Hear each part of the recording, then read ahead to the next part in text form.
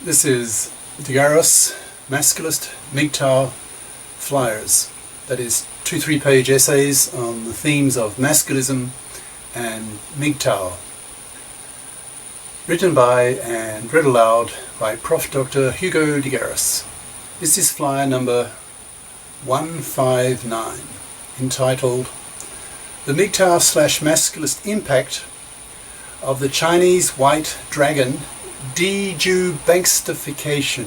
I'll say that word again because it's obviously new. Dejewbanksterfication. Description. This flyer talks about Jim Willie's, and now ad-libbing here. Jim Willie is a blogger on YouTube, regularly interviewed, very bitey personality. He's an expert on gold and markets and the crash of the dollar as the international reserve currency and all the political consequences of that. He's one of my favorites. Okay, this flyer talks about Jim Willie, that's W-I-L-L-I-E, Jim Willie's claim that the ancient ultra-rich Chinese white dragon families with 150,000 tons of gold, 150,000 tons of gold, are pushing the Jewish banksters out of power and crashing the dollar as the world reserve currency. If the Jewish banksters leave the Western scene, hopefully a new batch of gender politicians, uncorrupted, will menfair society and the gender laws. That's the relevance. Okay, the flyer itself.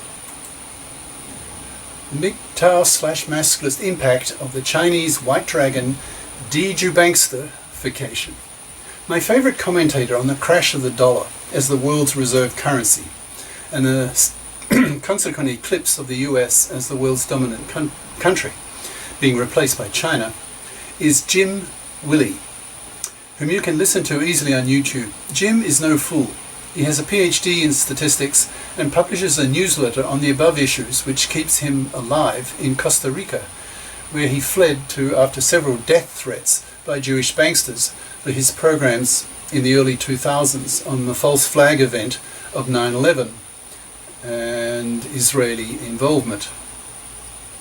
Jim shares my utter hatred of these Frankist, Satanist Jewish banksters who are destroying the economies of the US, Europe and Japan with their paper currency debt note Ponzi schemes. He calls them Satanists, but not Frankists. I guess he has not gone into the history of the beliefs of the Rothschilds, the creation of the Illuminati, or Weishaupt, Jacob Frank, Frankfurt, etc. Lately, Jim has been using his many contacts and learning that in his view, the Chinese white dragon ultra-rich ancient families have become fed up with the destruction of the world by these Jewish banksters and have decided enough is enough and have now taken steps to stop it. Jim says these families have some 150,000 tons of gold that they've been accumulating over the 5,000-year history of the Chinese civilization, so have the financial weight and expertise to crush the hated Jewish bankster Frankist Satanists by threatening them with triad assassinations unless they do what these white dragon families want. Jim claims, as told to him by his sources, that Europe and the US are almost drained of gold, which has been shipped to China. China is about to announce to the world a higher gold price that will undermine the paper gold scams of the Jewish banksters. A growing Eurasian trade zone with China as its dominant member is growing, and the US will not be part of it. Increasingly, the dollar is being rejected by the world as the world's reserve currency that the Jewish bankster-controlled US government has used to rob the world of its manufacturers for decades. When Kissinger, Rockefeller's henchman, went to Saudi Arabia in 1973, he persuaded the Saudis to establish the petrodollar scam, which increased the price of oil so that the Saudis benefited, and that the US would use its military to defend the power of the Saudi throne against popular revolts of their people, in exchange for the Saudis agreeing that they would only sell their oil to the world with payment in US dollars and no other currency. This forced the world to have to get dollars from the US by selling their goods cheaply to the US, which paid for them in dollars that the other countries could then use to buy oil from Saudi Arabia. the world's biggest oil supplier in recent decades. The US simply printed these dollars out of thin air, as the Jewish banksters have the power to do, since the Fed, which has the power to issue the nation's money, is Jewish bankster controlled. The Fed is not an agency of the US government. It's a private bank owned by Jewish banksters, Rothschilds, Rockefellers, Schifts, Warburgs, etc., who abuse the Fed's powers to their own benefit, used largely to finance loans to governments to go to war. The biggest example was the loan to the UK to go to war against Germany, to destroy it, to stop Germany taking over from the UK as Europe's dominant power, hence World War I. In brackets, these hated Jewish bankster Frankist Satanists have now taken over most of the arms industries of the US, so need constant wars to sell their arms. So the US has been at war non-stop since World War I as a result. Thus the world was selling its manufactures cheaply to the US to get dollars that only the US could create, which the US did by printing them out of thin air, thus robbing the world of its manufactures, a massive worldwide scam the world has hated for decades. Now the Chinese white dragon families have drained the West of its gold, says Jim Willie, thus depowering these Jewish banksters. The white dragons have told the US that the US dollar will soon be not the world's reserve currency anymore. It will be replaced by a gold-backed currency. And since the US has no gold, it will be poor. The US can lease gold from China, but at a price. For example, the US will have to give China the right to write, that's W-R-I-T-E, US laws, buy US real estate, ports, etc. cheaply. Once that happens, and it looks as though crunch time for the dollar will be in the year 2016, I guess I wrote this in 2015, 2 years ago, it's now 2017 as I speak at the moment. So it hasn't happened yet. The US will be forced to have a US-only dollar, like the rest of the world. So we'll have to export US manufactures to be able to import manufactures from other countries. But the hated Jewish bankster Frankist Satanists have been pushing US manufacturing outside the US for decades, so that total US manufacturing capacity is small, so that the US will not be able to import at the rate it has been accustomed to. The standard of living in the US will thus fall to about a third of its current level, so that the US will become a third world nation. The US will not be able to afford its many military bases all over the world. The US will become a non-entity. Now, how to interpret all this? What is the master plan behind it all? Is there one? It looks pretty clear that China will be the dominant power of the 21st century, which is one of the reasons I moved here a decade ago.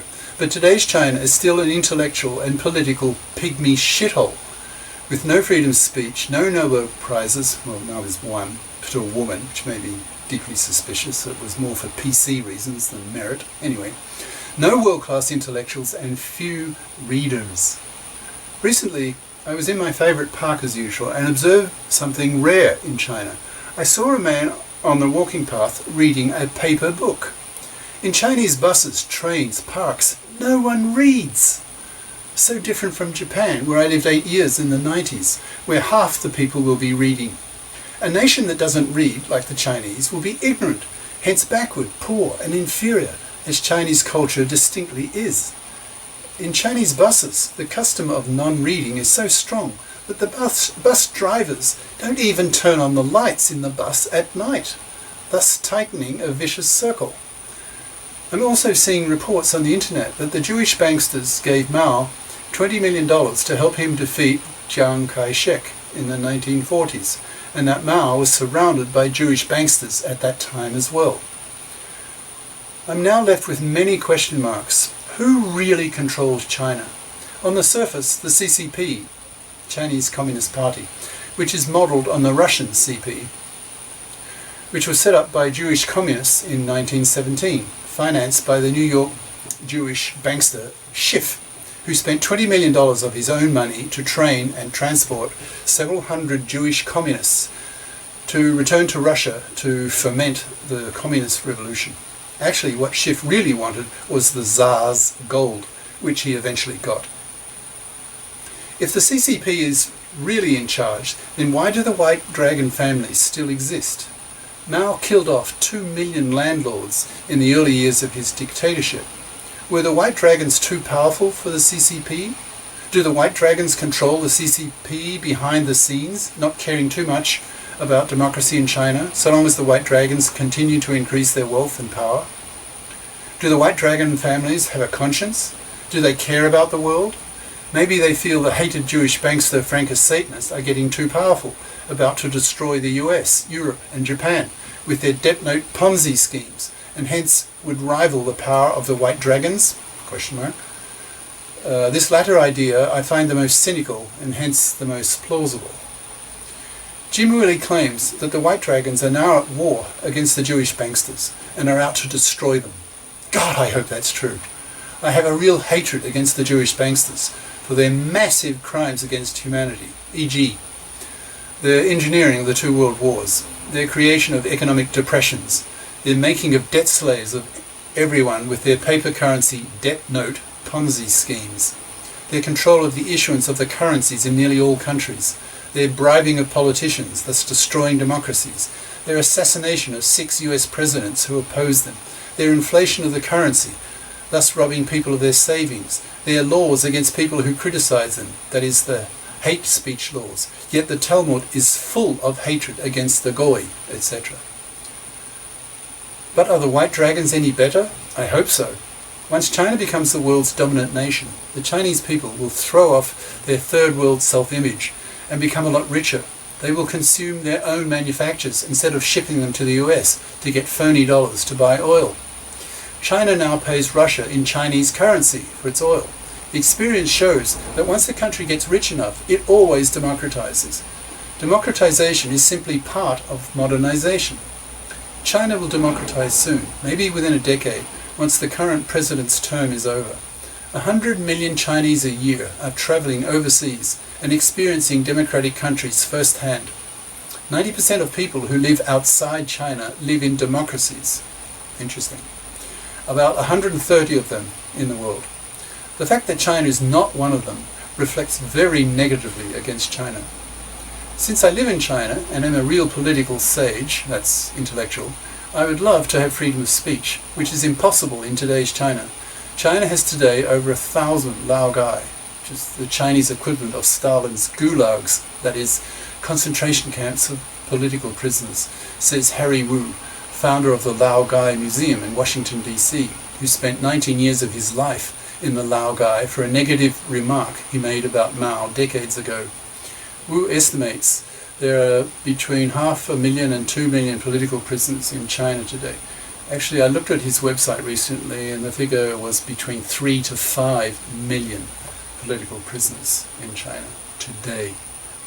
If China got freedom of speech, I would bother to master the language, both spoken and written, despite the fact that the stupidity of China's writing system insults my intelligence and reflects very negatively on the level of Chinese deep conservatism that it has not thrown off its ancient and stupidly conceived writing system, and hence is the only country in the world not to use an alphabet. I'd get really fluent so that I could give speeches in fluent Chinese, pushing the species dominance debate, that is, should humanity build massively intelligent machines, pushing masculism, pushing intellectuality, etc. Right now I'm afraid to get fluent, because then I might be tempted to let fly to some CCP member with my contempt for the fact that a total of about 80 million Chinese were killed by Mao in the Great Famine.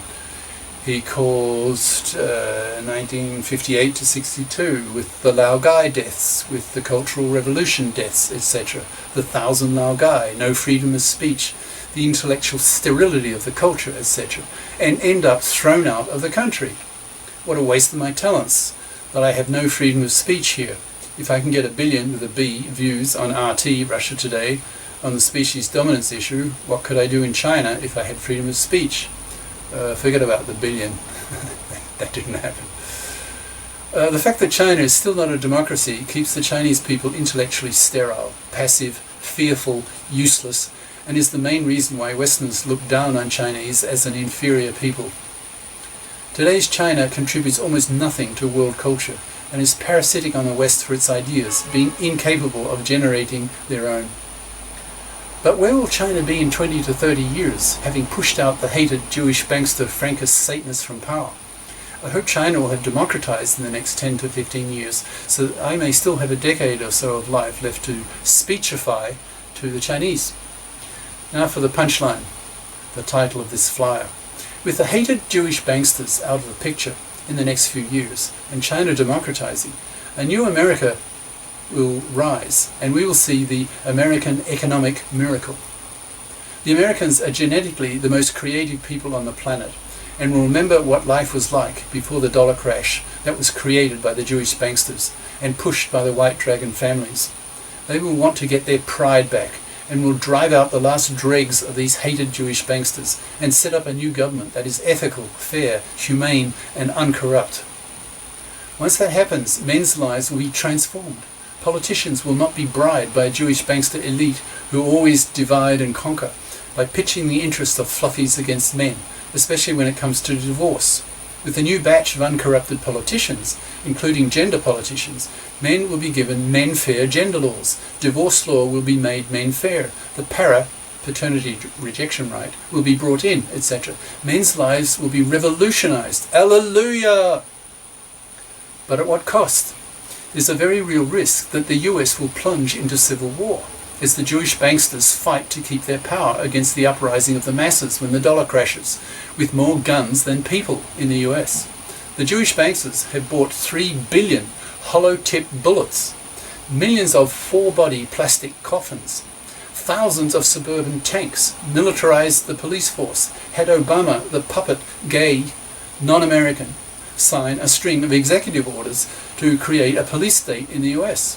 If the US does plunge into civil war, millions will be killed.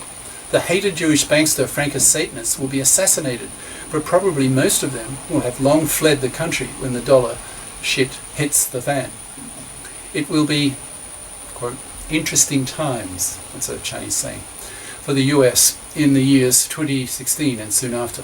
I just hope that when the dust settles, that we get to live in a global democratic state led by a democratic China, a new China, one that I can have some pride in, instead of me being today a fearful tiny democratic mammal in a world of CCP dinosaur dictators before the dollar crash meteor hits. Cheers. Prof. Dr. Hugo de Garis.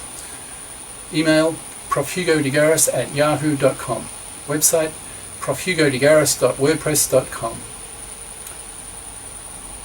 YouTube channel name, DeGaris, Masculist, MGTOW, Flyers.